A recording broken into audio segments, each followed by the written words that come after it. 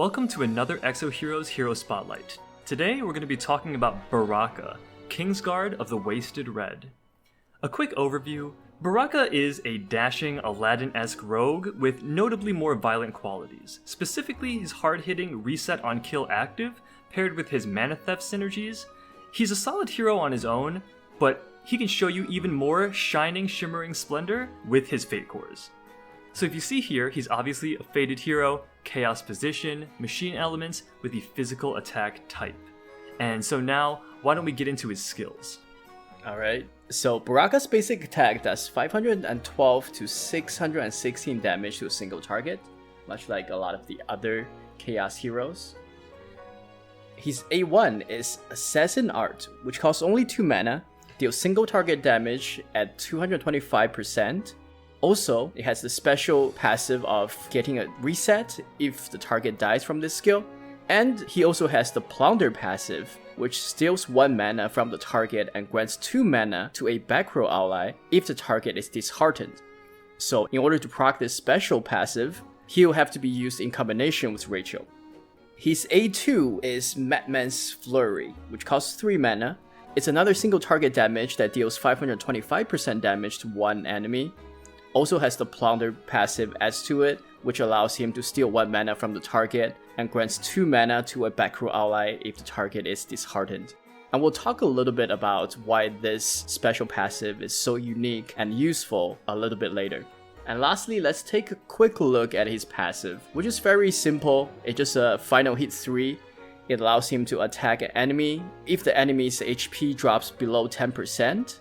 And also allows him to gain 1 mana. So this is very useful, especially in PvP situations, to kind of function as a sweeper and clean up any weaker opponents left on the battlefield.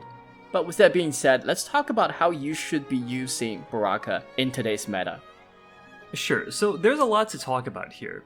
Being a chaos hero with good base dodge, we highly recommend pairing Baraka with Nature Guardian Stones and a Nature Gear set, in that it would increase his dodge even more and make him significantly more annoying to deal with.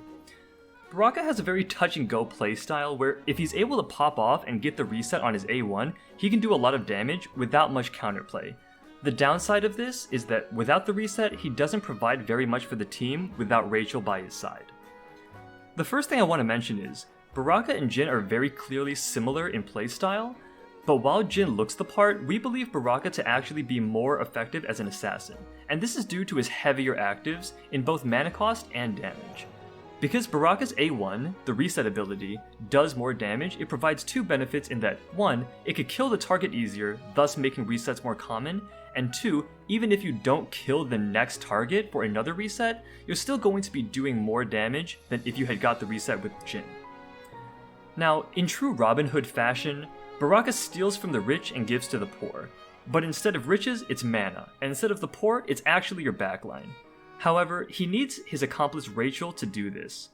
While the 1 mana steal isn't that crazy considering Baraka's 2 to 3 mana cost on his actives, the big thing is the plus 2 mana to a backline hero. In terms of overall mana economy, this makes his actives incredibly efficient. So if we do some math, his A1 costs 2 mana, so that's minus 2, but his ally gets plus 2, and the enemy is minus 1 mana because it gets stolen. So if you consider the overall balance between your team's mana versus the enemy team's mana, it's a net plus 1 for you. With his A2, the net comes out to be 0, with a minus 3 mana cost, plus 2 mana to an ally, and minus 1 mana to an enemy. So overall, when you consider the game flow, these are actually very mana efficient actives. It's also important to note that you can't control who he gives mana to in the backline, so the more heroes you have in the backline, the more random this effect becomes.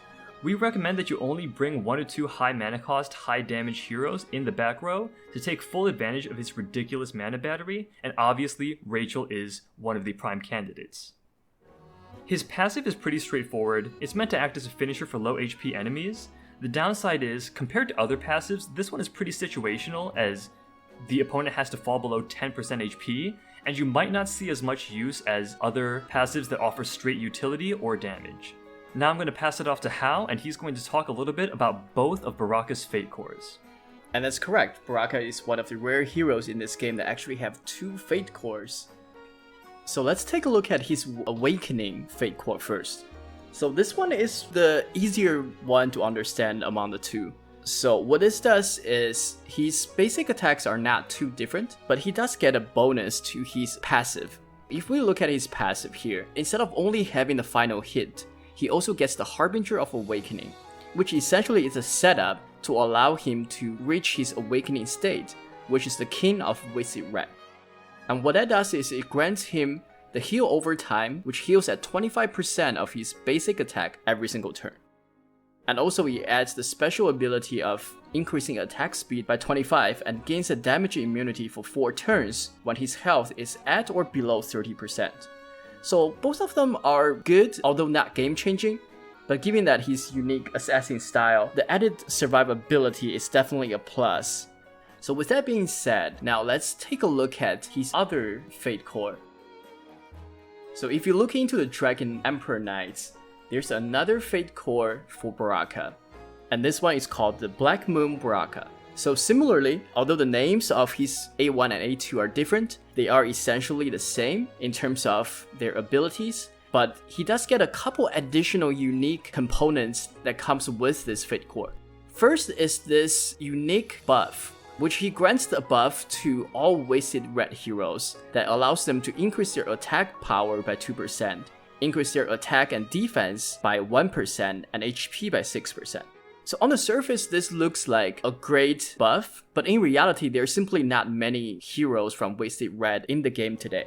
I believe Baraka is the only fated hero from the Wasted Red region, and there are only 2 other legendaries, and the rest are just a bunch of rare heroes. So in today's game, not many heroes can actually take advantage of this, but this doesn't mean that going forward, with more heroes added into the game in the future, we could potentially see the value of this go up significantly.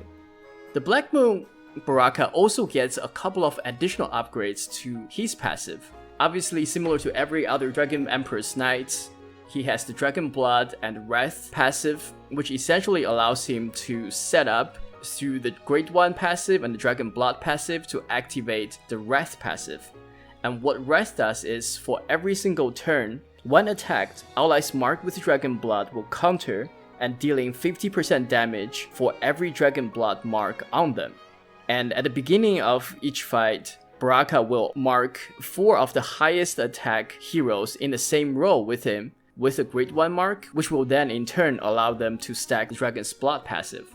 And lastly, he also gets the Dragon Scale passive as well. And what it does is every single turn, upon taking damage, Baraka will grant a barrier equal to 100% of his own defense for each Dragon Blood mark to all the allies that has been marked with Dragon Blood.